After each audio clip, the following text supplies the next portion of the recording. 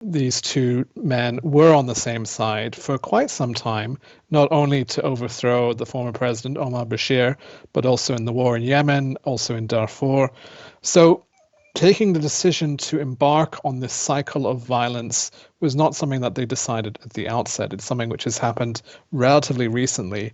And for that reason, I don't think we can expect it to disappear very quickly. Unfortunately, both sides have been quite intransigent in what they've said, and they seem quite committed to continue fighting no matter what their commitments or pledges to the international community might be.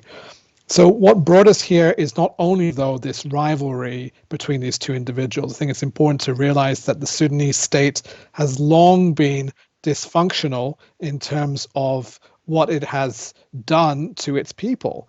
And the Sudan Armed Forces has been at the forefront of many of the abuses over decades in Sudan. The Rapid Support Forces, of course, is a more recent force, but its genesis is entirely in the war and the genocide in Darfur.